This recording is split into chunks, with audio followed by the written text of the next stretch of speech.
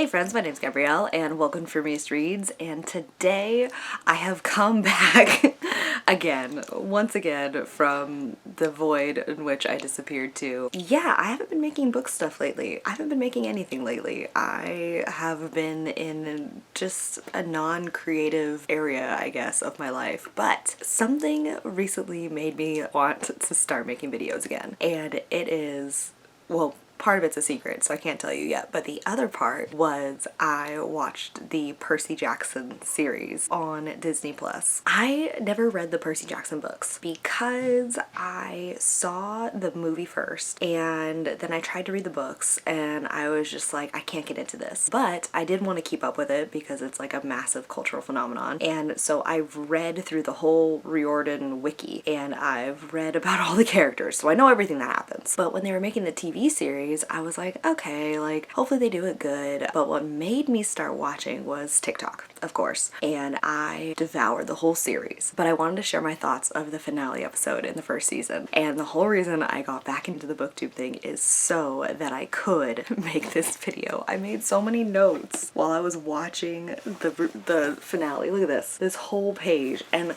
that's the whole thing, is like no one else I know watches this. So here I am again on video format to talk about my thoughts of the finale. A lot of people were talking about how this season has gone by too quickly, and I agree. This season there's a lot of explanation and not a lot of showing. There's things I know didn't happen the same way in the books. Personally, that doesn't affect me too much because I never actually read the book. I did kind of get annoyed. I'm like, man, like they really are explaining a lot. They're not showing a lot. And I feel like this also happened in the last episode. But going in order, okay? The battle between Ares and Percy, awesome. Love how you get to see how strong Percy is right off the bat and how smart he is when it comes to battle and like his strategy and stuff like that. At least the beginnings of it. But it was over so fast, full of like great badass moments, but it was just really, really quick. Like it feels like it wasn't this desperate battle like how it really was. Love the fact that they are like the slow build for Percabeth is happening so hard. Walker and Leah have amazing like chemistry on screen. Like they do justice to the characters so much. The anticipation and the building and how you could see them getting closer throughout the season, and then leading up to the moment where she puts on her camp necklace and gives it to Percy. Amazing scene. So glad they included that. But Percabeth is like the one thing that they are nailing 100%, which I feel like is great for the people who like fell in love with them in the books. I also loved the Luke intro, the "you never asked to be a demigod," and I know a lot of people were like, oh, they didn't include the Luke sparring with Percy scene. They included it,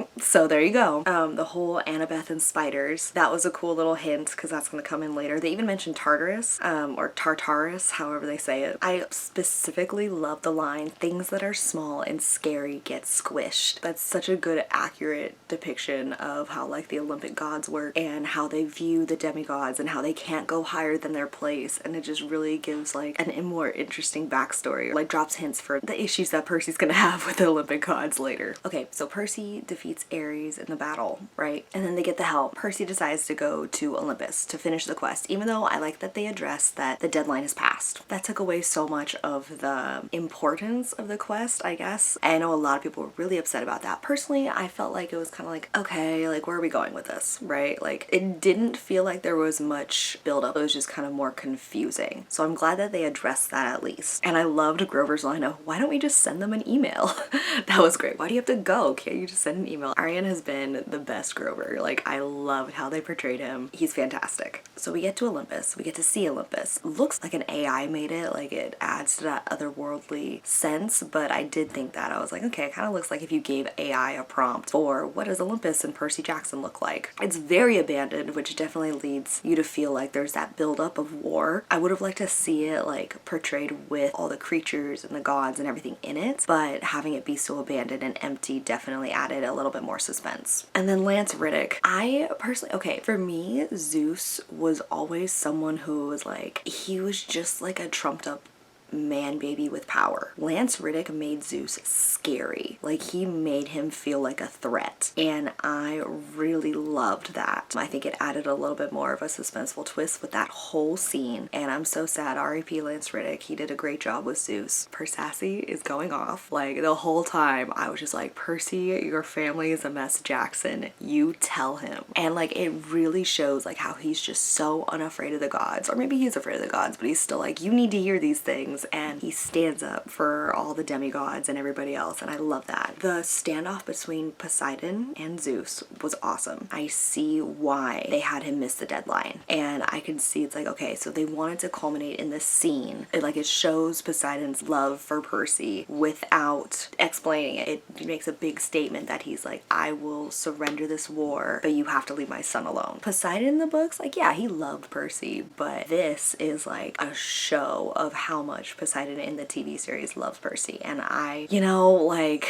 everybody's saying like, man, like, you're gonna make me root for Poseidon, aren't you? And it's like, yeah, I get it. Yeah, we like Poseidon, but he's not a Paul Blowfus. And all of a sudden in the TV series, it's like, oh, okay.